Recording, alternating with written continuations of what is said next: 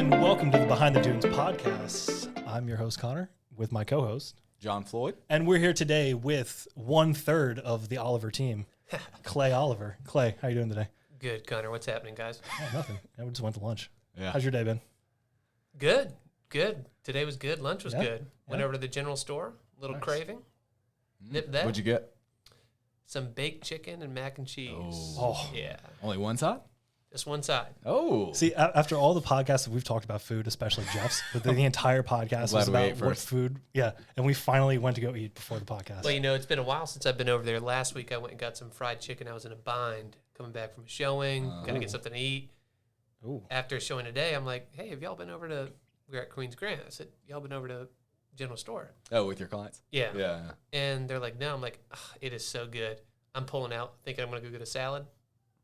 No. No chance. Once you walk in there, there's no salad. Nah. The lightest thing I'll get is probably the barbecue sandwich. Yeah, All right. Can I tell you guys a secret? you can.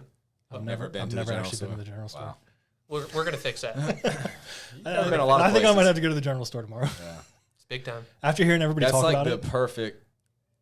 I stopped there so many times just in between showings or Oh, yeah. appointments and stuff, and it's just like you pull in, you grab a pre-made sandwich or a barbecue sandwich, or if you Everybody got time, talk get a about it plate. so much. And I've The just, risky business if you go in there in a white shirt, like Yeah. I did today.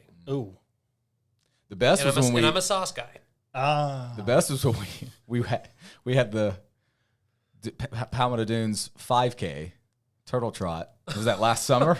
And so we showed up with a lot of people from the company. I had been and training. to go run this 5K. We probably had a good 20 people with the company. Mm-hmm. And me and Clay were out there, and we run. And Clay actually was one of the only ones that actually ran the entire thing Dude, you were- through. you It, were He did booking it. really it almost well. killed me. You were booking it. But yeah, we went to the general store I was after really that. booking it. About a 10-minute pace. Yeah. But I remember we went to the general store to get breakfast, and I ordered just a normal breakfast. Clay orders the breakfast plus a yeah. bagel, bacon, egg, and cheese bagel sandwich. It was a big reward for me that day. Big reward. And a chocolate milk. The chocolate Oh. milk. The chocolate milk was, I forgot about that. Yeah. Chocolate milk is And the I most remember looking at him important saying, thing. "You're going to be so sick the rest of the day." About And an he hour was. later. He texted me like a couple hours later. It's like my stomach. It was torn up. Yeah. Well, But anyways. nice little plug for the general store because really good food. A lot of cool Yeah. knickknacks too. If you're staying anywhere near, if you're staying in Palmetto Dunes and you don't go to the general store, Yeah. shame on you. Yeah. I guess shame on me. And you can sit there and like have food overlooking the tennis courts, watch pickleball. So much fun. I mean, it's really cool. Soft serve ice cream. Oh, okay. All right. I'm I going. think they have alcohol ice cream there. I think they may have that there Maybe. too. Yeah, it has like the wine ice cream and some of that stuff. Sounds ID's like. required, I'd assume. Huh? Oh, yeah, I guess probably. We Have would you ever hope had so. it? It's good. It's really good. They So have it like sounds- it bourbon sounds like I'm flavor. going They over have there wine tomorrow. flavor. Yeah, Yeah, I've never had the boozy ice creams. yeah. I know you've told me about them. I mean, at that I don't place. think it was like anything that's like you're gonna catch a buzz, but it was good. Yeah. Hey, I look, think I'll that's try it. bourbon. Twist my arm. A little bit of spice. Maybe after this podcast. Little field Maybe. trip. Something to cleanse the palate Yeah. after that baked chicken. Yeah. All right. What's happening? So what have you been up to, Clay? Since this is now like the 7th time we've tried to get you on here. Avoiding you. Busy, Yeah. busy. You guys Okay. never told me that there was going to be a camera here. So here I am. You know, I was, You didn't know. We I was could just tell worried- you never would have shown up. like I said, I was worried about just how my voice was going to sound. Yeah. Thank, mean, thank goodness I'm somewhat presentable today. I mean, thank God John's just such an expert podcast host. That's- you that's guys me. are making this easy. I'll We hold it down were for you. capable of having the setup. Yeah. So, You're making it easy. yeah. What have I been up to? Yeah. Well, work. Work's been busy. Work's been good. A little bit of weekend trips with my wife, and playing with our puppy. We got a puppy. So Dude, your puppy is like one of the most adorable things that I've ever seen yeah, in the world. We love that dog. My wife loves that dog. So I take care of him in the mornings up until about 10, and then she's back after working around 1, so it works out great time. So that's where my mornings have been. So maybe 2 or 3 of those times right there where you're upset with me not showing up for the people podcast. who are listening and they're not watching, if you do pop over to YouTube, I'll put a picture of Clay's dog on the screen. Yeah, It you is- can. I give you permission. Yeah, well, I was going to do it anyway. But don't tell them where I live. They may want to come steal my dog. Yeah, okay. What's the dog's name? Hank. Hank. That's cool. Yeah. Yeah. No, how big is Hank now? Because last time I saw Hank, you had just gotten Hank, I think Hank's probably about. and he was tiny. Yeah, I bet you. I mean, he's pushing it. He's pushing 20 pounds. He's a big boy. How big do you think he's going to get? Or how big is he supposed to get? Full grown. They say anywhere between 25 and 30. I'm thinking healthy, lean Hank. 25. 25. What Hank breed? post 4 years. I say he gets up to 28. What breed dog? What breed of dog is Hank? He's a cockapoo. He's a cockapoo. Yeah, Cockapoo. a real guard dog. Does he bark a lot? I've never even. You know, heard of he's a not really cockapoo. too much of a barker, but yeah, you know, he speaks up every once in a while. Yeah. Make his presence known. Yeah, good dog. But he's not a yapper, right? No, he's not a yapper. Oh, okay. So you won the lottery. Yeah, we're working on things. You know, we can say, oh, he's so much better than our friend's Golden. But when you think about it, it's just that he's, 65 pounds lighter. They do the same thing. Yeah. He's got an 85-pound dog on him, whatever it is. Don't check my math there. I have to bring Max over. Let him get to meet Hank. Yeah, Hank and Max. Max Can we just do a dog podcast one time where we have everybody's dogs and just like have them dog sit here? cast? Dude, you're a genius. Look, This is why y'all you're may here. need me. This is why you're here. Marketing team, watch out. We got some stuff coming. You're here solely to boost the views. That's not a bad idea though. All right, so that's been going on. Just kind of been enjoying this past couple weeks. It's been beautiful out, so getting out when we can. Yeah, Any trips planned? enjoying Hilton Head. Any fun Yeah, vacations? yeah, we do have a trip planned actually. Taking a little celebration trip for my wife Lauren. She's graduating her MHA, Master's in Healthcare Administration. Very nice. So we're going to go down actually to Aruba for a couple days in June. Oh man. Lord willing, we'll see. Yeah. Travel restrictions and whatnot. But, Yeah.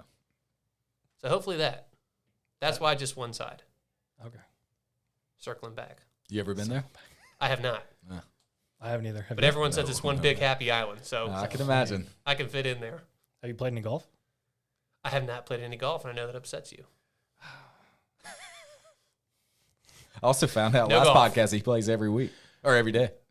Connor? Yeah. Oh, yeah. Yeah. I had no idea. I knew he was good, but I didn't know he played every day. I've played with your dad. I thought he was shooting I still haven't property played for with us. I still haven't played with you yet. Supposed to be. Hey, I haven't played that much in the winter because it gets dark. He's just over here podcasting and playing Yeah. golf. Yeah. You hear that, Daniel? Yeah. I mean, Daniel, you want to come play golf? Yeah, no golf. But I do want to get out there. It's been nice. Yeah, I mean, it's what? I'll get 70, out there with you 75? if all of us go play. Yeah, it's 70. That would be fun. Okay, so I can't go play with random people I don't know. It's too No, embarrassing. that's tough. see, I love doing that in the summer. I can't do that I love meeting the tourists and like. because Sending them our way. my luck. Well, obviously. I get teamed up with scratch golfers or something, and I would no, No. I'd be in I hell. mean, so many of the people that I played with over the summer, it's like their first time here, and they're just like so excited to be here, and I'm just like, yeah, I live here. It's pretty cool. You could too. Yeah. Yeah. Oh, good plug right there. Uh-huh. Call the Oliver team of Dunes Real Estate. So what have Yeah. you been up to? You know, that's the first time anybody's asked me what I've been up to on this podcast.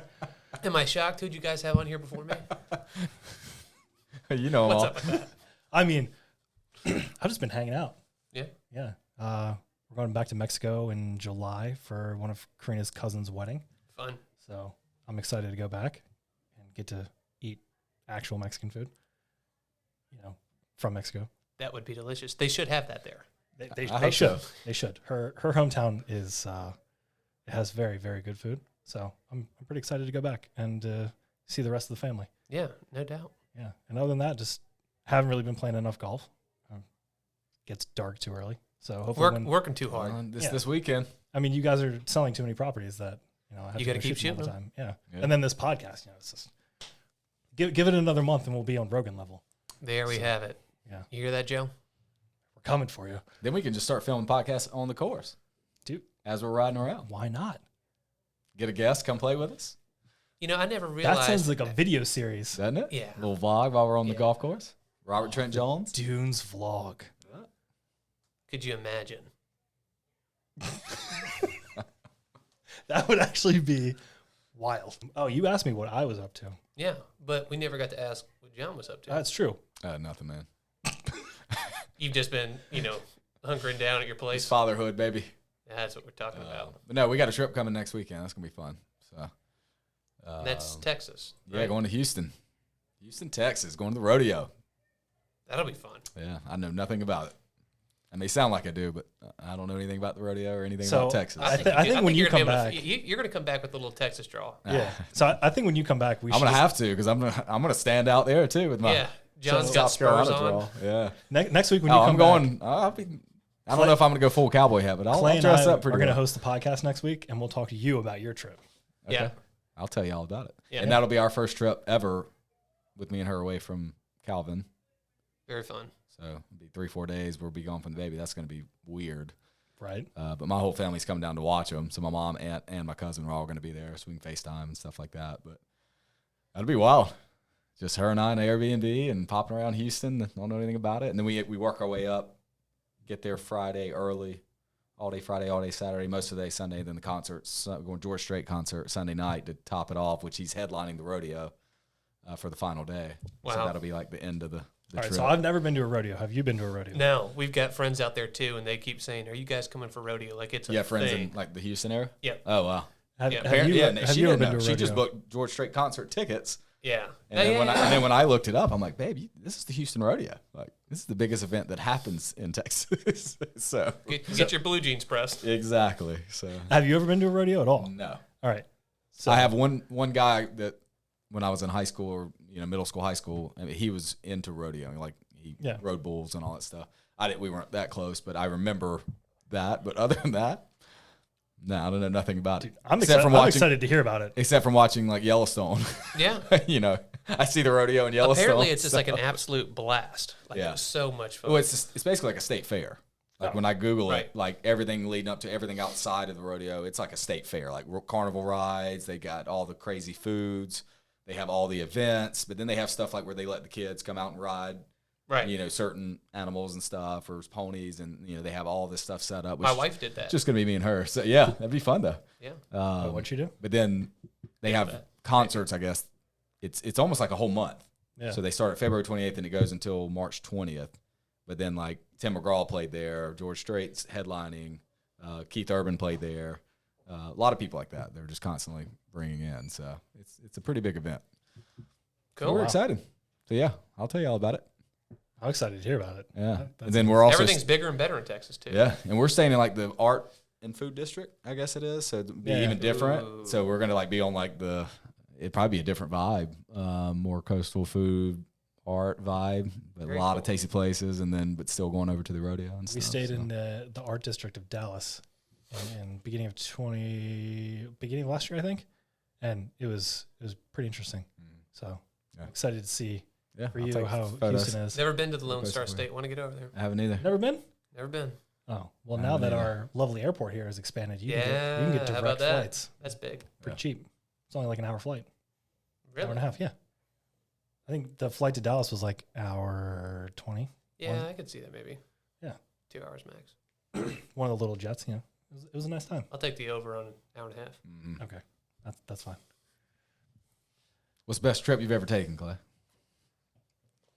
It's going to sound cliche, but my honeymoon.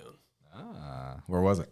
Honeymoon was incredible. We went to St. Lucia, and just the weather during COVID, so there was like a third of the people there. That's actually probably nice. Yeah, 2/3 people there, something like that. So it's quiet, great, awesome weather. Trying to think. That was really fun, but maybe just some trips with friends, random weekend trip, whatever it might have been, but get the right group of people together. That one bachelor party in Charleston. I don't know what you're talking about. Cut that. I do remember that story. You care to tell that story, Clay? No, I don't think that No, needs to be told. It's just some funny stories. Yeah, that's probably my best trip. So, have you guys been? Has it been a year yet? Yeah, like a year was November 21st, 2021. Wow. Man. Oh, I feel like you guys got married like a couple Yeah. weeks ago. Really, it feels honestly, it feels longer than that. Oh. But It feels like your proposal was just the other day. Yeah, like I feel like I Really? saw I it on remember social media. them announcing it and you on your knee at Wexford. Yeah. And all that. Is it That Wexford? seems like just Yep. yesterday. I thought it was the Sea Pines. Wexford. Wexford. Yeah. Okay, see, that's how much I know. Yeah, that was fun. Yeah. Yeah, it was, time flies when you're having fun, I guess. Yeah. But it just seemed longer than that. But yeah, I guess so. What, 15 months maybe? Yeah. About right. How'd you guys meet? We actually met here on Hilton Head. So her family's from Columbia. They moved down here 2000-ish. And we're good friends through school. And started dating Clemson. Here we are. Because So y'all you're a both big went to school together? you're a Yeah. big South Carolina Gamecocks fan, right? Negative. Negative. No. You know, I will say I do my best to pull for the state, but No, don't say that either. that's all I'll say on that. No, we don't say that. We will never say that. Hey, look, there's times where I And go, my brother and dad are diehard South Carolina fans, and I hope they lose every game. So. well, yeah, John's got a different hate towards Yeah. him than I. And I don't think all I my got- really close friends are all South Carolina fans too. So it's very So deep. what in me. went John wrong and I with you? John and I would be working in the offices when we shared an office, and whether it didn't matter what time of year it was. We're either talking off season, spring ball, fall's around the corner. It's about to happen. Yeah. We'd say, "Hey, did you see the recruit we just got?" Or, "Hey, you see this? Hey, did you see these numbers they're doing?" Yeah. Next thing you know, it's an hour later, and we're like, "Wait, what were we working on?" We got to get some work. What deals were we writing? Like, are you sure we shouldn't just be talking like Clemson Sport Talk? Yeah. You would be We- great at Clemson Sport Talk. We should have just started our own podcast. Yeah, if only someone in our company had the idea to start a podcast. Mm-hmm. I mean, Whoever did this Maybe I'm going this to is branch for- off and do my own Clemson podcast. I mean, do you want to do a sports podcast? You can totally do it. Yeah, Good. we could do that. I can talk all day on that. I'd love it. All right. Yeah. The whole point of this podcast is that I don't have to talk. We let them talk. You know, that's the Yeah. fun part. So. Cool. Yeah. This is good. So big South Carolina Gamecocks fan. Went to Clemson. Not the craziest Clemson fan. I do love Clemson, but I didn't grow up watching them. Right. Didn't have any affiliation with them. Just where I went to school. You're from Hilton Head originally, correct? Born and raised. Yep. Right. Born and raised. Been here. What's a big like childhood memory? Obviously, you live here now again, and Yep. you moved away for school and stuff. But like when you think back on your childhood growing up, this is where you were raised. Much different than where I was raised. Yeah, I was raised yeah. out in the country. We didn't have all this. Yeah. What comes to mind when you think about being a kid here? Like, are there certain things like, man, Yeah. my dad and I used to go do this, Oh, yeah. or like what comes to mind? Man, so much. I mean, honestly, I'm so thankful that, you know, I was able to grow up here. I mean, how incredible is that? People come here all year long just for vacation. And you don't really realize that when you're here as a little kid. But as time went on, you know, I started to really appreciate it more and more. Some fun memories. I don't know, just we used to live in Palmetto Dunes and, you know, go out on the golf course, you know, once around, you know, whenever you felt like golfers weren't going to be out there. I guess that's when our dad took us, which makes sense. And I don't know, just running around with your siblings, bikes, throwing those big planes you used to be able to throw. Remember those Yeah. planes? Getting down to the beach. Dude, I love those planes. I don't kid you. That soft serve ice cream at the general store used to be, and the penny candy over there. We used to love going and doing that. So, yeah, I would say that, man. I had a great childhood growing up here. I mean, very thankful for it. And I always felt like I would maybe end up back here again. Really? And you know, you're a kid. You go, "Oh, I was thankful for it," but what the heck? Do you really Yeah. realize what you had? But I never was the kid who was like, "I can't wait to get out of here." Mm-hmm. Yeah. I liked it. I mean, Hard to it's beat. a pretty cool place. And Yeah, it it's probably fun. wasn't as busy as it is now. You know, probably was a little easier to. Yeah. Well, you know, it's funny because I never spent a summer here until, I don't know, maybe teenager. So I was always up. Family's got a place up north. We'd go in the summertime all summer. So I never really got you the weren't even here hustle in and the bustle busy of the season, craziness. Which back then it was really only when it was. Yeah, probably back then was booming. really, you know, summer. So, yeah, what were we saying again? Childhood. Favorite childhood memory. Yeah. Were y'all when you were a kid? Were y'all bigger like beach or like boat people? Like, did you Beach, no boats. really? Yeah, no boats. See, I didn't know if y'all were always out on the water fishing or. No, none of that. We used to pond fish a bunch. That's actually a good memory too. We lived on a full sweep and topside, and we had a little canoe, and we'd pond fish back over in there, and that was a lot of fun. But bike riding, Mm-hmm. parents used to cut us loose, bike ride, forever. To be fair, the bike trails in Palmetto Dunes are Yeah. pretty good. Yeah. And it's so neat when I hear people now and they're like, oh, we just cut our kids loose. They had the best time. I'm like, that's what my folks used to do with me. Mm-hmm. So it's fun. Yeah, that was a lot of fun. Yeah. I got another secret for you. All right. I don't know how to ride a bike. What? Really? Yeah, I've never learned how to ride a bike. We're gonna get that on the on camera. No, I mean that's I'm That's gonna be part of the vlog. No, Yeah, we're gonna get you not being able to ride a bike on camera. Oh, Yeah. okay. We're gonna be trying to train. Social media views, let's go. That's why I got to get that practice in anyway, so I'll train you. I can't ride a bike with not holding on to the handlebars. okay. I got a buddy Yeah. I used to when I was who's a always kid. like that and makes me feel like If I did it now, you know who you are. yeah. He's always out. Yeah.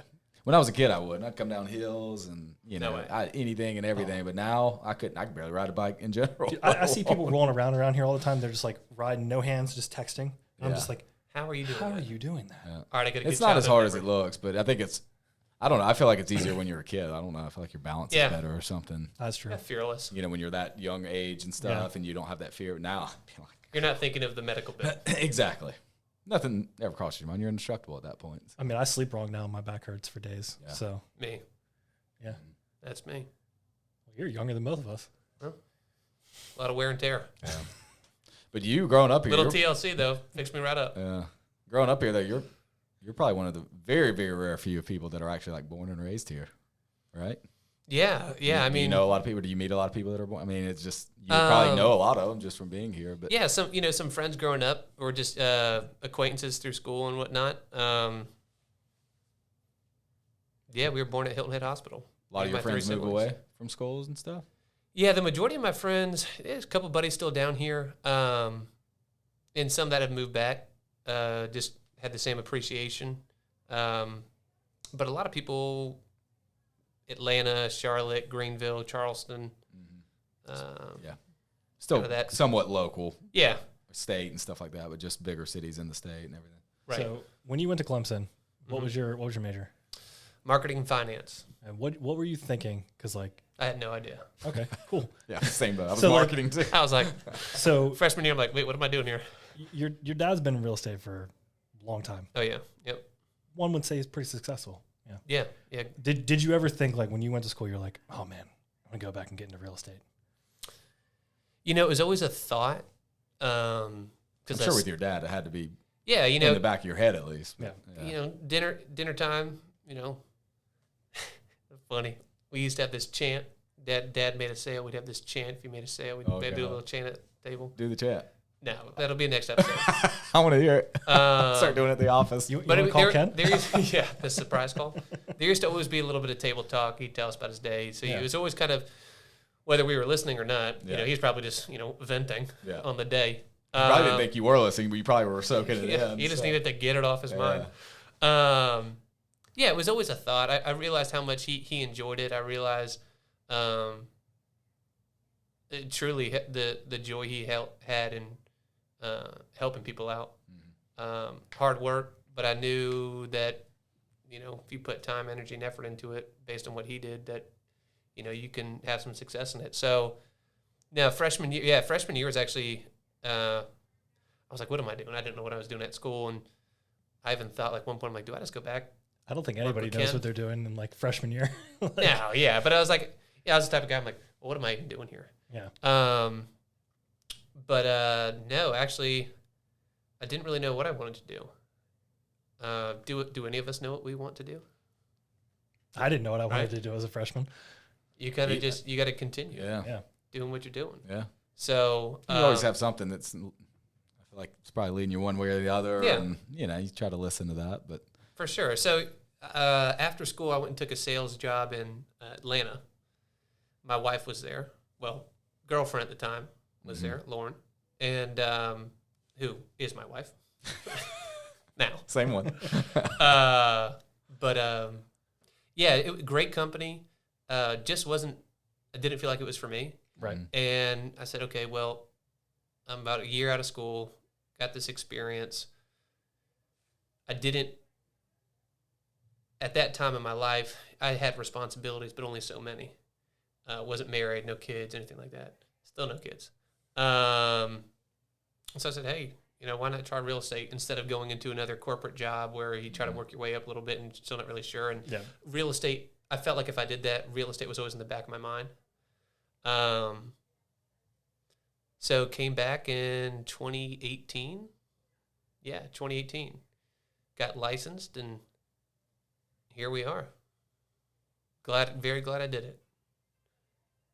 There's ups and downs, but more ups than downs. I mean, you probably have one of the best people to learn from. Oh, man. He's awesome. Whole market. He's fantastic. A wealth of knowledge. Oh, yeah. Hey, where's this? Hey, Claire, here's how you want to show it, this, that, the other.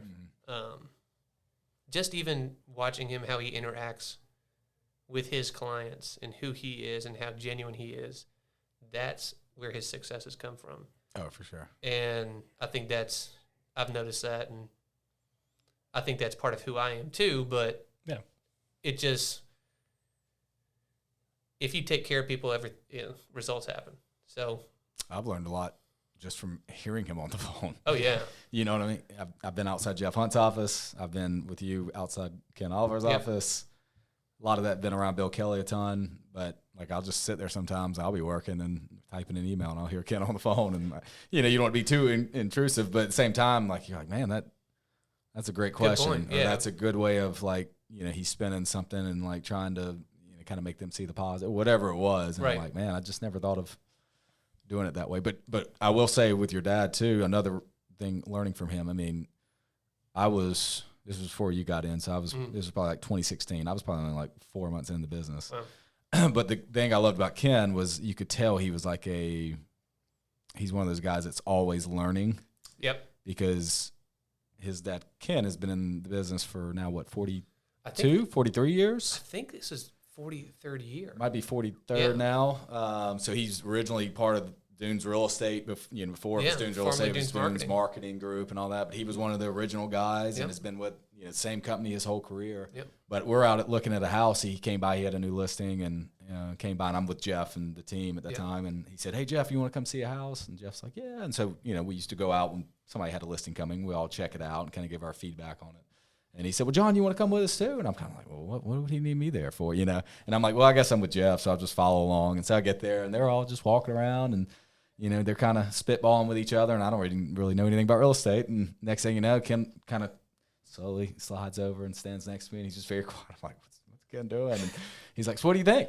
And I'm like, "Yeah, it's beautiful. It's a nice condo." I think it was like I can't remember what it was, a Huntington Villa or something like that at the time. The price was probably much different back then. Yeah, we take it right now. It might have been a $400,000 or something. And then he just said, "Well, what do you think about this?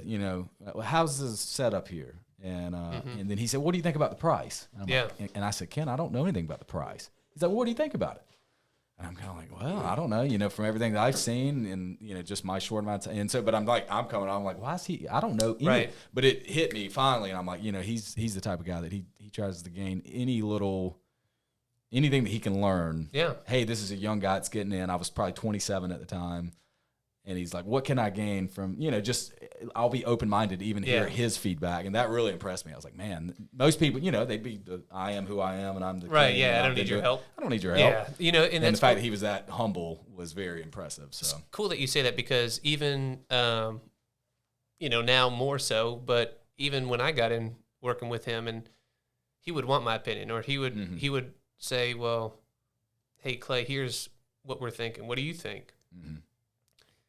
And, majority of the time, at the beginning, I don't feel like I added too much value, but, there may have been one little thing where he goes, "Oh, that's a good point. Wasn't thinking that way." Mm-hmm. So, it's helped me to, spitballing is great with, your peers. Yeah. So. How is it working with your dad?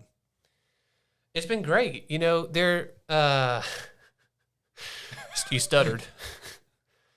No, it's honestly been fantastic. There's a different relationship. I now have a different relationship with Ken, right? Did I ever call Ken before I was in real estate? No, probably it's not. Dad. Yeah. But you can't call him Dad. So, at least not at work. Sure. You call him KO a lot. KO. Yeah, that softens it. That sounds even better than it's KO. weird hearing you say Ken. But. So, no, it's been great. I see his successes professionally now, and I appreciate them even more so. I appreciate everything that he has done for myself, my siblings, our family, because before, hey, Dad's in real estate. Really, what are you doing? Yeah. Now I get it to a degree, to a degree. But he's amazing, and there's times where we're very intertwined on what we're working with, whether it's a listing or a purchaser, and there's also times where Ken's doing his thing with somebody, and Clay's doing his thing, and there's never, well, why is that just you, or nothing like that. It's right. Very. I think we've grown to have a mutual respect for one another professionally. Which is neat. I mean, that is not any knock on people who don't have that with their dad, but I'm very much thankful for it. And I think it's opened my eyes to what that means to be a dad and provide and stuff like that. So cool. Yeah. I think it's a pretty cool dynamic. Like seeing you guys work together. Like it's fun. It's funny because there'll be times where he's frustrated at me because I'm trying to do something one way, or I'm frustrated at him going, why are you doing it that way? But we always seem to work it out, and more successes. So it's been a different couple years since I've been in. I got in, it was a healthy, strong market, but nothing like the last couple years. We had 18, 19, and the beginning of 2020. Then March happened, so things would stay on the market for more than 15 minutes. Yeah. Oh, yeah. Even when he got in 18, I mean, you still have. Oh my gosh! You still have agents with 10 listings and things. Yeah, maybe take a month to sell, or month and a half. Hey, our average days on market is 78 compared to the MLS average is 135. Can you see the benefits of working with us? Yeah, it's completely different. Isn't it? I mean, oh my gosh, yeah. And you think about somebody like Ken. He's seen so many different, but it's just a wild thing to think about when I got in and how long things would take to sell, and how you had to try to promote yourself, like you were saying, and these are things we bring up in appointments of try to compete, and like it's just none of that even hardly exists anymore, which is just and it will at some point. It'll come back. I found one of our old mailers from before COVID, and it was like only on the market for 30 days. Yeah. I'm just like, and it makes you laugh now. And and newer agents that are getting in now, they don't know what that was like. So they just assume this is real estate. So when it does change and shift, if they're still in, it's going to be weird. They're going to be big like, this is kind of odd. Now I got sellers calling me because I can't sell their property. This is awful. Right. Like what is happening? Yeah. Just keep price reducing, instead of actually trying to come up with creative ways to sell it. Yeah. But for say you were talking to like a new person getting in, just going back to Ken, what would be like the biggest lesson or biggest takeaway you've learned maybe from him, or just in general in real estate, that you could pass along to somebody getting in like today? Yeah. I heard it from multiple people, growing up, born and raised, here on the island, and Ken being in real estate, and a lot of his friends were in real estate. A lot of my friends' parents are still in real estate, right? They've been in real estate, 30 plus years. So when I got into the business, hey, I'd reach out to them, tips, for advice and whatnot. And the consensus was know your product. And you go, well, yeah, I know where Windsor is, or yeah, I know where so-and-so is. But do you really know it?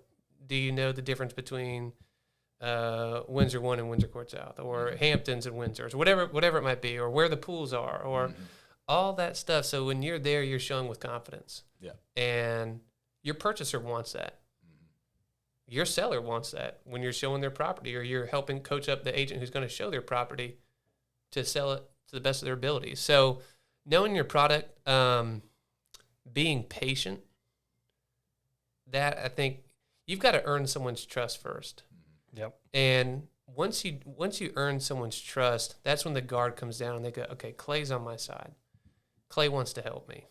Yeah, he's in sales, but hey, they got a great product they're selling. They're selling Hilton Head Island. But how do you do that in a way that's everyone feels comfortable working together? So I think knowing earning someone's trust, knowing your product, and just being patient. I think those would be three off the top of my head. Yeah. 3 things. They're 3 pretty good things. Yeah. Easier said than done sometimes on the patient's part. Oh yeah. But it's just amazing how it starts to happen. Yeah. You know, Yeah. you help this person, or just talking to people Mm-hmm. and being confident about you being in real estate. You know, make it a point to have that in any conversation you have with somebody. Yeah. Do you have a point in your career that was like a huge teachable or like learnable moment that's really helped you grow, or like? Yeah. So when you start off in the business, you only have who are your clients, right? So you got to be talking to people, and actually, John, you told me about this guy, Ricky Caruth, Mm-hmm. and you said, Clay, you should follow him, this, that, or the other, and I did. And he's big on, reaching out to communities and talking to people over the phone. Tedious. No one likes getting on the phone, but I'm telling you, it's a great client of mine. Great client. Are we allowed to say clients' names? Probably not. We'll leave that out. Yeah. Yeah, sorry. But they were my first client over a cold call, a soft call, whatever you want to call it. Right. And is that kind of like circle prospect? yeah, just circle prospect and calling through neighborhoods, introduce myself, see if I could do something for them. Which that guy was big on that. At that time, it was actually calling expired listings. Mm-hmm. Those are a thing. Yeah. I remember you got that that listing at Sea Pines that was expired. That was my big. That was a big one. Nowadays you got to go back a couple years, search expires. Yeah.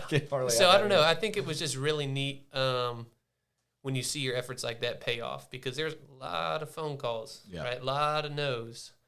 A lot of no answers, a lot of no's, a lot of. But once you see that happen, you go, "Gosh, man, that's how you help people." And then it could become a great client, and a friend almost. And you're like, and that's the mindset that I think you do a good job with. Is me not getting on this phone is almost a disservice, because I could be helping these people, no doubt, stuff that they don't even know. Yeah, and it's easier. And they feel that. Oh yeah, it's different than you calling and saying, "Hey, who do you know wants to buy or sell?" If you don't want to, nobody takes to that very well. No one wants that phone call. Yeah. I mean, the odds of somebody wanting that phone call, and I even joke around, they're like, are you calling me to sell my house? Hey, I would love that for that to be the case, but I understand that 99% of the time that's not going to be it. Yeah. I'm really calling to say hi. Hey, well, whatever it might be. Everyone reacts differently, but do you remember those though? Remember it was like, what was it, every month? Because typically the listings would expire at like the end of a month. Yeah, first. And it's like once they expired, you get on the MLS hot sheet, and there'd be 30 expired listings. Quick before so-and-so gets to it. And you'd print and just start calling and you'd be like 30th person to call them. And I mean, but that's like the grind. Like because like you guys said, like when you first started off, like obviously I'm not an agent, but like when you start off, you have no clients, right? So like you've got to go through and like grind that out. And then like you guys said, that's now become a good client of yours. Yeah. Oh, yeah. Literally from calling expireds and like putting in the work. Yeah. That's like, I remember anything and everything. Yeah, you're out here doing events anywhere you can get your face out and just try to talk to people. And I remember, Jeff came to me with a stack of old like walk-in cards, and they were from like years. When I got in 15, these would have been from like 2008. 2009, 2010. He's like, these people walked in, they were looking to buy real estate. Yeah. And it was a different market then. People didn't buy like they are today. And he's like, just start calling them. Maybe people. And I bet you got something. And I may have actually gotten something out of that. I'm trying to think of who that would have been right off the bat. But I know I had, no lie, probably anywhere out of that whole stack, probably 8 to 10 of them told me, oh, I just bought something last year. Mm-hmm. And it's just like, I wasn't at the time ready to call them. You're happy for them. You go, and you're happy. That's awesome. But yeah. There was business there to be had. Yeah. Oh, and yeah. all it took, and they had walked into the office, so there was already a connection to the office. Most of them didn't remember who the agent was. Right. And if they did, I would have gone straight to the agent and been like, right. hey, if it was something of that nature. But you just lose touch with people over time. But I mean, anything you could do to drum up business. Try to drum up, But same thing, once you have that honest conversation with them and they feel like you're especially when you get to a point where you're not so reliant on every paycheck, you're in a good position. Yeah. Then you can genuinely people can sense it. Yeah. So it's just like, hey, because if you're not going to buy, that's fine. They will, but you may buy in 2 years, and I'm still going to be here. Eventually, eventually, if you own real estate or you've been vacationing here, you might think about buying or selling. Something might happen. Yeah. So I think probably whenever the first one of those stuck, that was a really good feeling. That kind of piggybacks on my next question. What's your like biggest like satisfying moment in your career, like just success? But I guess you could kind of say that one was a pretty decent one. Yeah, that's a pretty good one. That was a good one. Really, any of them, I'm sure. Yeah, they're all, they really are all great. I don't know. For me, when I help somebody, it doesn't matter if it's $1 million property or if it's quarter share, whatever it might be. I mean, hey, obviously people want to sell.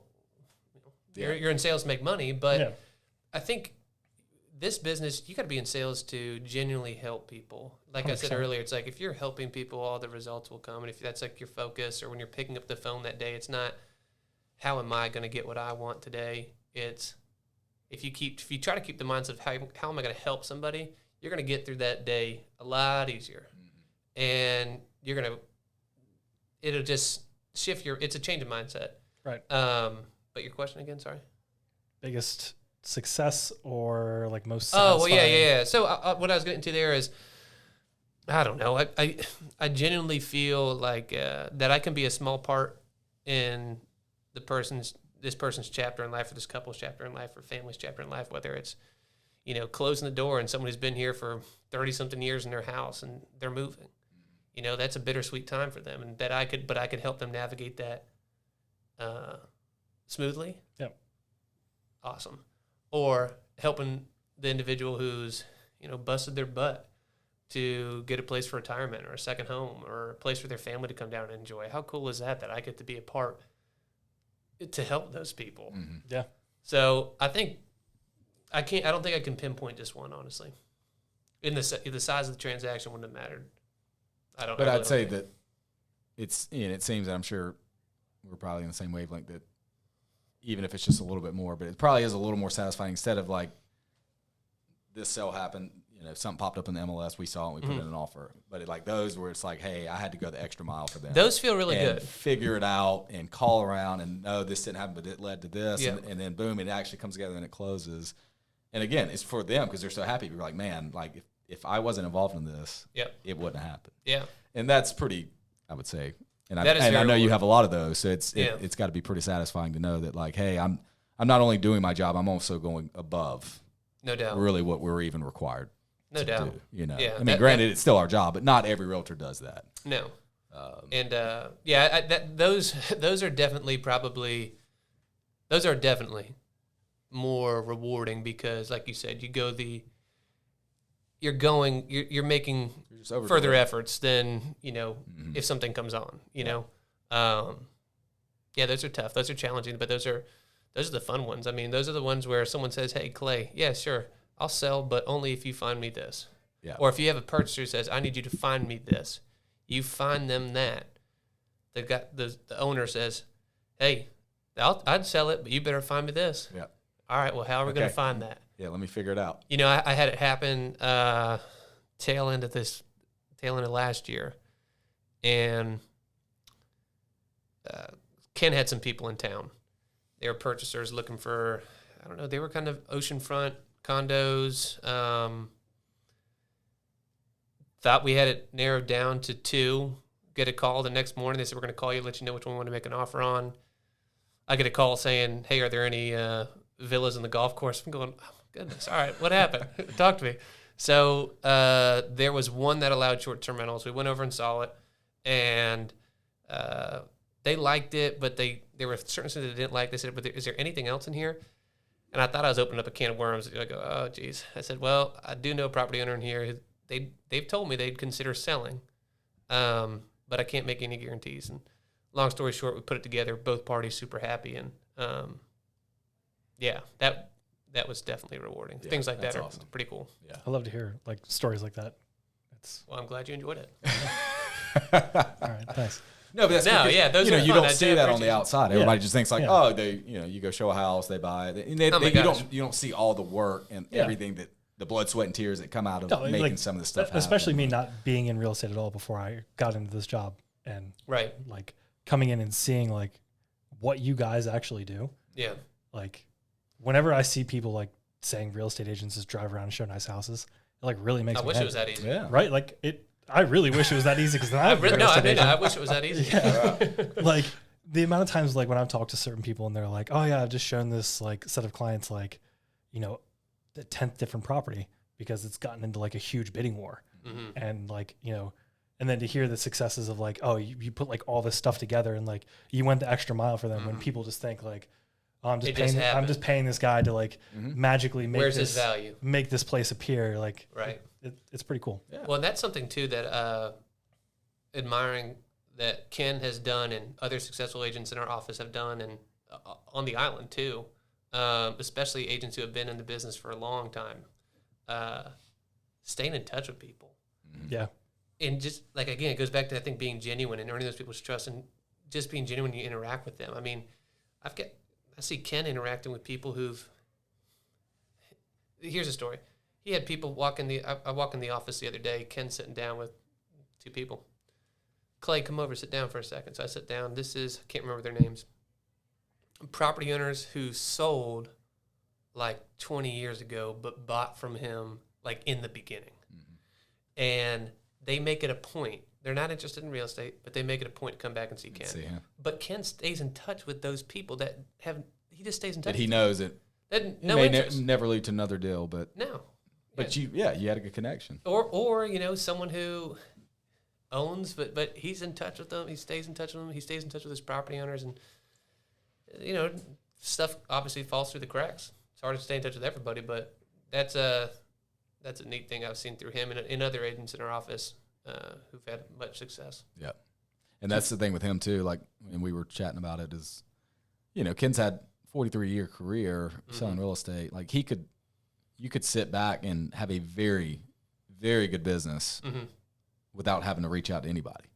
But he's in there Monday through Friday. But every day, you know, I'm showing up as a young agent, and there's Ken Oliver just, you know. The man grinds. Yeah, maybe the lady's coming in at 9, but there he is just and it's not like he's sitting there and you're doing a lot of, and again, maybe not the coldest call, circle prospecting, stuff like that. Just let me talk to owners, let me make connections. But a lot of what I hear Ken, like you said, it's just people that he knows. And I'll hear him just, hey, I was thinking of you yesterday. And then they'll just have a nice little conversation. And then that's it. Moves on to another. But it's just the way he can. Yeah. I mean, it really, when he calls on, I hear him calling happy birthday, you know, and all this stuff. And I'll hear him, I'm like, man, he is just. It's the darndest thing that, like, we'll be driving through whatever neighborhood. Could be PD, could be Palmer Hall, could be anywhere. He goes, I wonder how Connor Brown's doing. Gosh, Connor Brown used to own that place. You know, I'm going to call him. We're in the car, and he calls him. You know? Yeah. You didn't get that call? You bought it 20 years ago, but just checking it. But they probably are so excited to hear from him, you know? Yeah. I was playing golf with him the other day. He did that. I believe it. Yeah. That's actually really funny that you said that. Yeah. It's true. But that's what it takes. That's what makes a good realtor. 100%. Yeah. You know, just show you care, and generally you will. And you care about them. You learn about their family, and you're happy, you know. And from everything that I've seen, like, in this, it's not so much, like, the sales, like, being in sales and like knowing how to sell stuff is good, but it's building relationships and like getting to know your people and like genuinely getting to know their wants, needs, all that stuff. And like, it takes time, but when you're working with it could be a listing prospect, it could be a potential buyer, right? There is a time. Maybe it could be right off the bat. They walk in, boom, everything's great. It's comfortable. Sometimes there's a guard up, but when that guard falls, you know, whatever it is, and it's just like, here we are. We're working as a team, and I think that's something I always stress when I talk to a buyer, a seller, whoever it might be. It's, look, yes, we are your agent. There's no doubt about that, but it's a team. Like, we need your help on things. You're going to need us, obviously. Definitely from a purchaser standpoint in this market, just setting expectations with people, and if you want to be successful in this type of market. Yep. So, do you have any funny stories? I was going to ask. Year, 2 years, or a while. Don't get too in detail. Yeah, but I do have a good story. Leave out names, but funny, crazy. Yeah. Anything like that. We love a good story on behind the scenes. All right, so I got 2 stories that I think. These are both good stories, and the first one. All right, so this was my first ever showing. Ever. Okay. Actually ended up in a sale. Wow. I didn't know what to do. Your first showing ever. Swear to you. God. Springwood. It's natural. So check this out. Clay Oliver, everyone. Let's see how we met him. These folks were on the beach. Dog ran away or something. This guy grabs their dog. And it was a former agent on the island. I don't know if he was with Dunes. Somehow he knew Ken. And they were looking to buy a place down here. Their family vacation here for forever. And they said, hey, who should we call for real estate? Thankfully, the guy said, call Ken Oliver. I'm even more thankful Ken was out of town that weekend. So Ken said, hey, Clay, here's so-and-so, and see what you can help him find. So I get on the phone with them. We talk. We narrow it down to a couple properties. And like I said, know your product. I'm like, oh, my goodness, I don't even know if I know where this place is. Mm-hmm. And so I had to go down the day before, and I'm, okay, all right, get my bearings. Here's where it is, location. All right, yeah, it was a place, I think it was in Forest Beach. Mm-hmm. That's where the majority of these were. So I go. I was told the owners were there. We're leaving that day. And the next day I was showing it. Mm-hmm. All right. Owners there. I went to preview.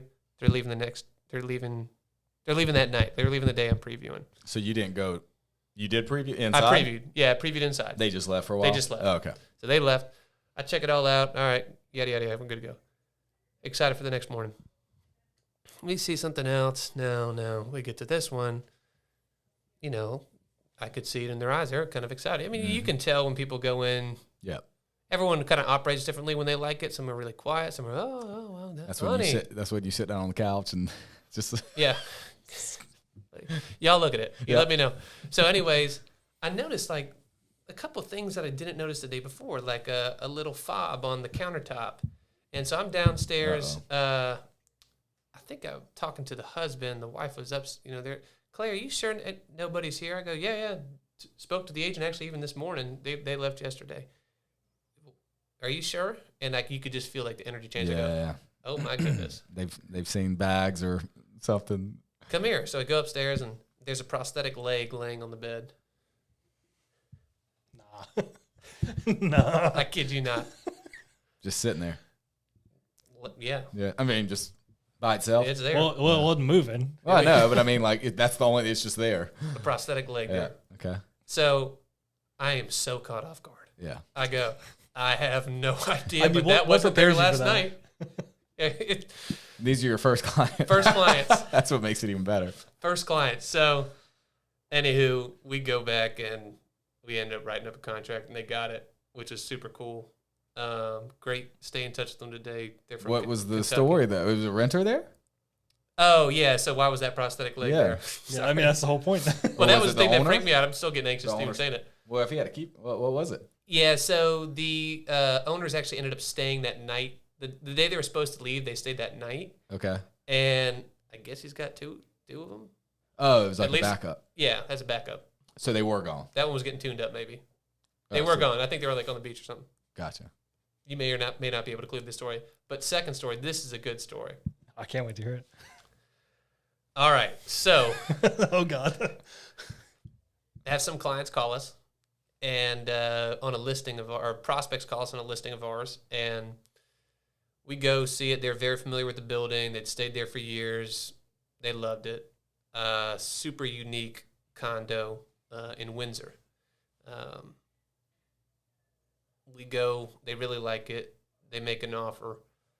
Actually ended up being in a multiple offer situation, and they ended up being successful in their terms, price, etc., whatever it was.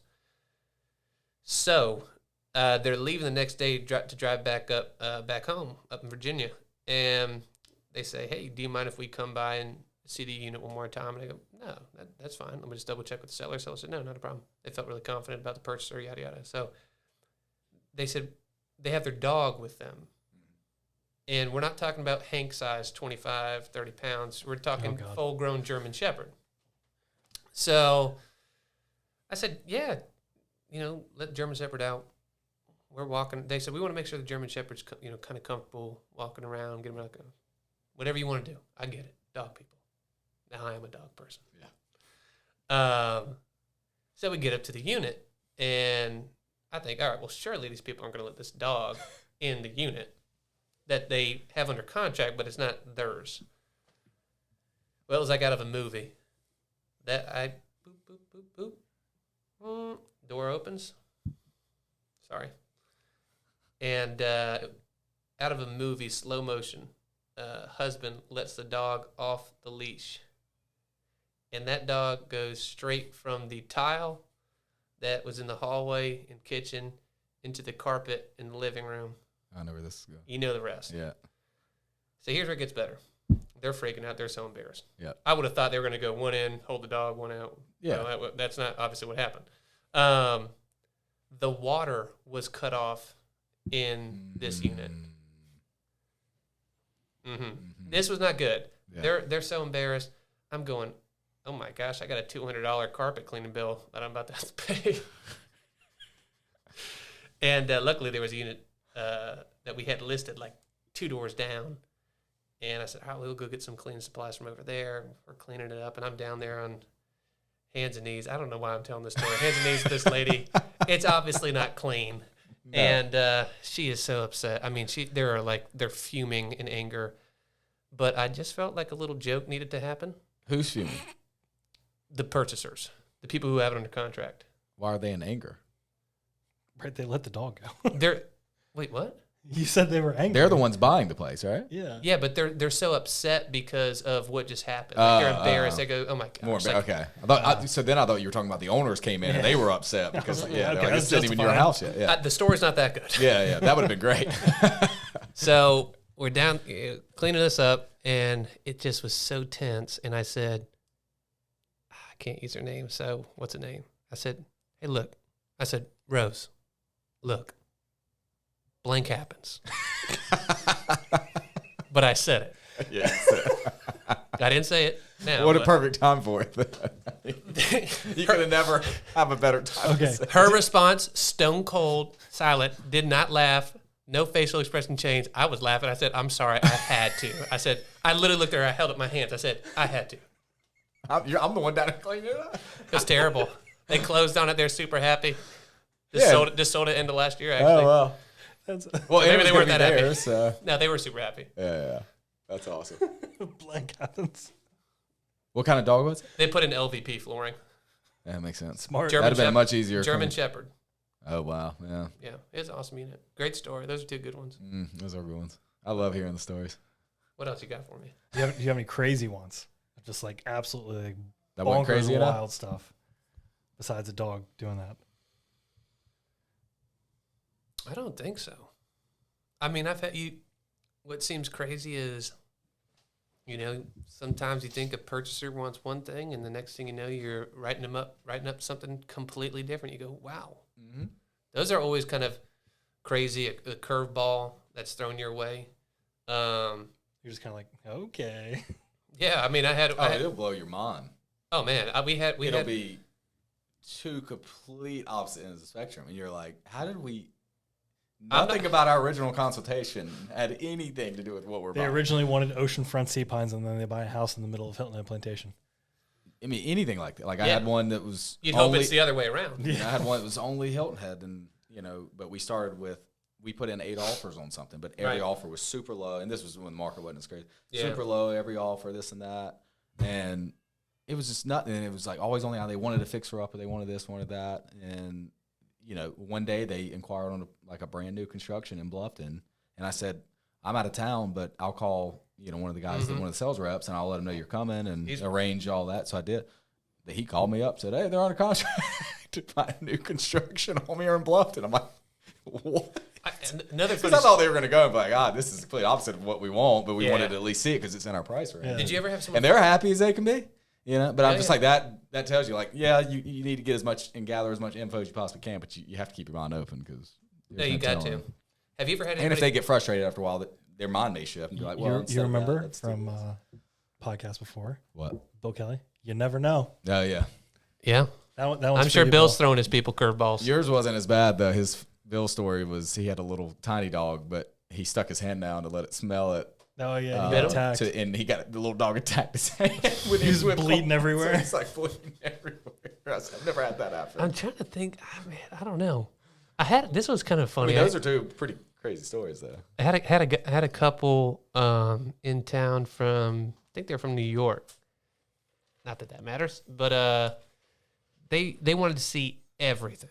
Mm-hmm. Right? Hey, we're going to buy down here. We want to see everything. We want to see every community. Make sure we're not missing out.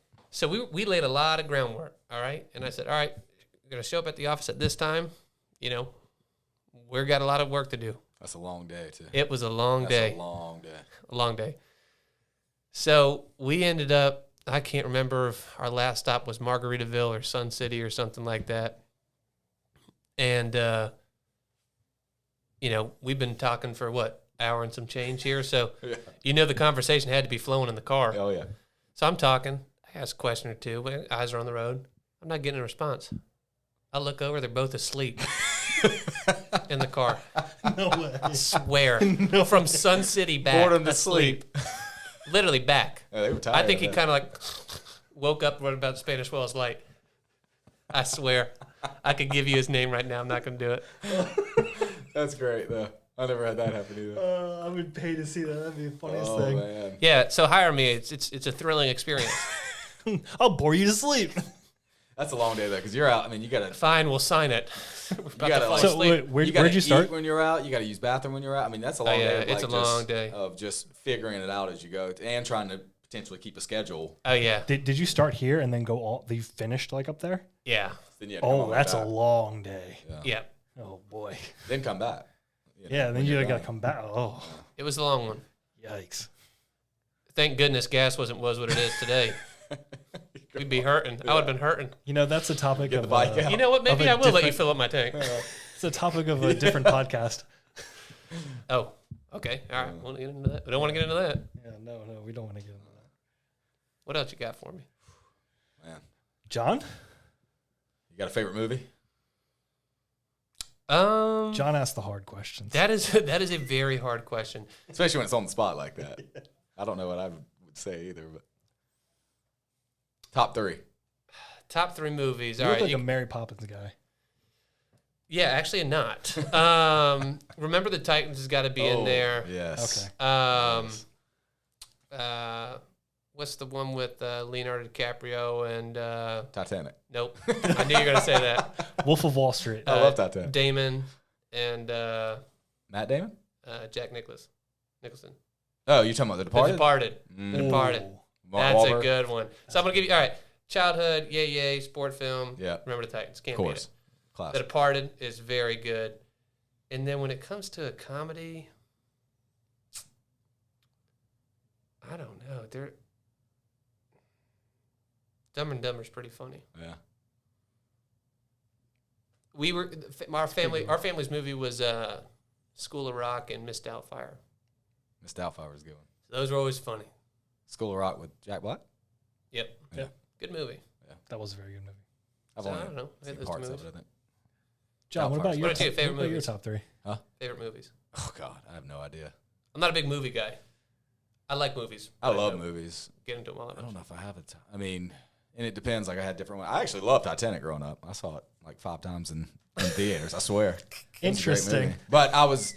In 5th grade, we'll leave that there. In 5th grade, I was a Titanic. That's going to be the social media clip for this podcast. No, you got to hear the story. 5th grade, I was like a Titanic buff. So I had all the history books. Okay. I was obsessed with the Titanic. And then boom, here comes the movie. Those books were pretty cool. And you were just hyped. And I was all about it. I mean, okay, whatever with the love story, but I was like the Titanic just in general and watching the sinking. I was just like all about it. Okay. Even though it was very long. But that's fair. Yeah.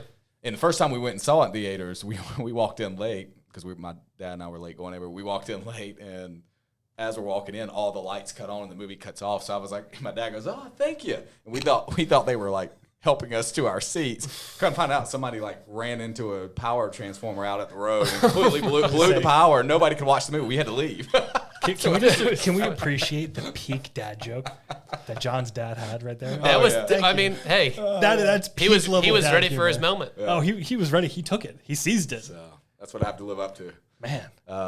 But yeah, Remember the Titans is one of my all-time favorites, especially growing up playing football and stuff. Like that just hits so hard. Gladiator was one of my all-time favorites. Gladiator's very growing good up. too. Love Gladiator. Watch that anytime it comes on.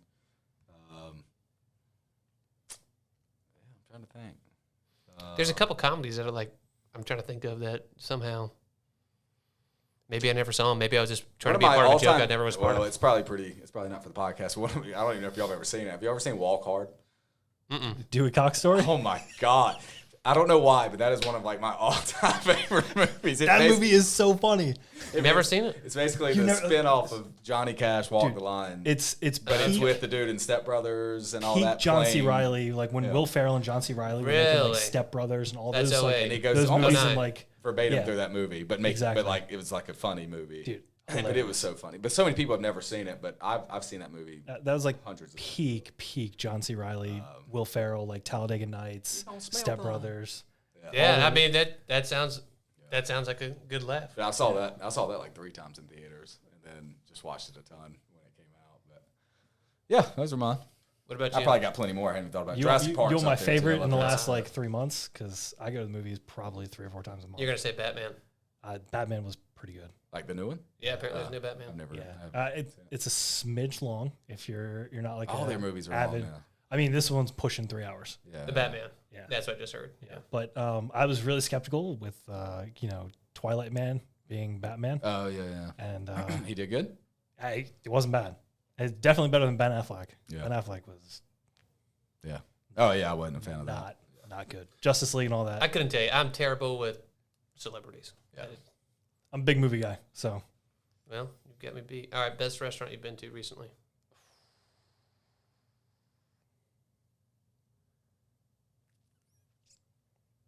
Man, I love the taco truck. Which one? The one in Old Town Bluffton across the street good. from the post office. Oh yeah. I've never been. I hear Taqueria del Sabor. It is fantastic, dude. Yeah. That you better be careful on that hot sauce though. Mm-hmm. That'll creep up on you. That is not hot sauce, sir. Wow. All right. Yeah. Go get that dark red sauce there. You tell me that ain't hot. That's not. Yeah. All right. To each his own, sir. I know hot, sir. He goes to Mexico. My fiance. Yeah, you're at a different level. My level. fiance's Mexican. I eat all her mom's food. Trust me, that stuff. I couldn't do it. They're like, it's not spicy, and like I'm just like reaching, like, give me the milk. I'm dying. Mm-hmm. Yeah. The red sauce. Too much. The red sauce is not hot. It's delicious though. Oh yeah, it's good. There's another one up by what is it? The dollar store out near Old Town Bluffton. I don't know what that road is. Apparently that's a new one, and that's pretty good too. And then there's one by the new Goodwill. They just put up. Oh, I saw that one. Somebody said that was pretty good too. We went to Goodwill. Yeah. What about you, John? Or me? John. We'll go John. Either. Well, I talked about it last time, but I've been to Nectar twice. Yeah, I haven't been. I need to go. It's good. They had breakfast too, so I went for that. And then we went Valentine's Day. We just something low key, but we went to Chow Daddy's, which has been there for a while. Good spot. She loves Chow Daddy. They just I don't know whatever one of those bowls with quinoa and all that stuff. She loves it. Trying to think what else. T.O.'s in Bluffton.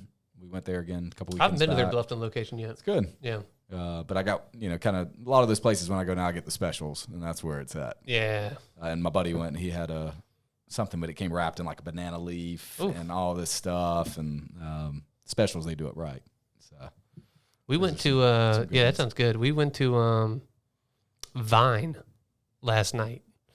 Sounds exotic. Where's that? Maybe. I don't know. Where's that? It's down in Caligny Plaza. Ah. So if you're waiting in line for Rita's Italian Ice, all the way down on the right. Wow. Small little restaurant, maybe 8 tables. Special occasion type thing, but gosh, the food was incredible. Yeah. What type of food is it? I don't know. The menu was little. All right. The chef does, he's putting his personal spin on everything. But I got a ossobuco. It's like a beef shank or something like that, pork shank, and which is very good. And my wife got some fish, which is good. Then we capped it off at Hilton Head's best ice cream place, besides the general store soft serve, and that's the ice cream cone down in Forest Beach. There's Caligny Plaza ice cream cone. Terrific. Yeah. So now I want to get ice cream. After all the times we've been talking about like getting steak and all that other stuff during the podcast, now Clay's on here promoting ice cream constantly. Yep. Yeah. Now I need some ice cream. Yep. Yeah. So thanks, Clay. Peter Savarese, he'll take care of you. The ice cream cone. I'll have to throw that in the podcast show notes. Yeah. Shout out Pete. Pete, you're gonna have to listen to the whole thing. make sure to go check it out. Yeah. Cool. Thank y'all. Well, where can Where can listeners find you online? Plug your socials. You got a Facebook or anything? Or? Yeah, my Instagram presence needs to improve. You were doing well for a while. I get so inconsistent with that posting. But the best way you can reach me is my cell, 843-422-8432, in that order. So imagine if you got your own cell phone number wrong. That'd be embarrassing. I still don't know my wife's cell phone number. Yeah, are you serious? With that too. I either call my wife or I call this lady I've been calling since sophomore year of college. No exaggeration. It's either 368-2050. Oh, I probably shouldn't give her a number. No, you probably shouldn't give it out. It's 368 or 384. I do and that I guess if I don't have my cell phone with on, ages, I'm like, I struggle. Like there's something with some of the numbers I constantly like mix up. So I get it. Don't struggle with the numbers in the contract, but when it comes to a phone number, that's tough. Well, you don't need to know them as much anymore. So yeah. Back in the day, I knew everybody's. Like high school. Back. Peak, Oh yeah. Like I didn't save anybody's number. I just dialed people's number. I remember every number by heart. Boom, boom, boom, boom. Oh, I'm calling Justin. See, I didn't know anybody's number back then. I knew everybody's. Oh, I'm calling such and such. Whatever. I would just dial. May have had like a little flip phone or something. But, I used to remember everybody because I'd like make it a point to not save it so I would remember it. It's weird. I don't know. I guess because we still had payphones and stuff too. So if you ever needed to call somebody, it's nice to actually know the number. You don't payphones? Oh yeah. Were you even around when payphones were a thing? Yeah, I remember them. Okay. They weren't prevalent, but even when I was in high school, they were still around and stuff. So I was like, if I ever got stranded, my phone was dead, which batteries probably were horrible back then. I have no idea. True. And you're at a gas station, you need to call somebody. Batteries back then were way better than they are now. I feel like back then you just walk to the gas station, you're like, hey, can I use your phone? Yeah, maybe you could have. I don't know. Yeah. I don't know. I used to charge my phone like once a week. But now you had to to charge it like 3 times a day. Mm-hmm. And that could have even been before I had a cell phone, because I didn't even get a cell phone until almost like junior or senior year in high school, maybe because I started driving. That's probably the only reason I got one. Yeah, I think so. I was still like, I would randomly call from people's houses and stuff. You know what I mean? Up till 10th, 11th grade. So you just need to know numbers. Call your mom or something. Yeah. To the days when you didn't have a cell phone. Yeah. Every once in a while it'd be nice. Yeah. Detach a little bit. I got to start putting that thing in the kitchen. Yeah. Ode to the iPad kids. Those kids got it coming for them. Yeah. Anyway, Clay. Yeah. We probably cut all this. Yeah. Well, Clay, thank you so much for joining us today on the Behind the Dunes podcast. It was an absolute pleasure to talk to you, and glad we finally got you on here after 7 weeks. Elusive. Yeah, elusive. But thanks for stopping by. Thank you. Appreciate it, brother. Catch you next week. All right, Joe.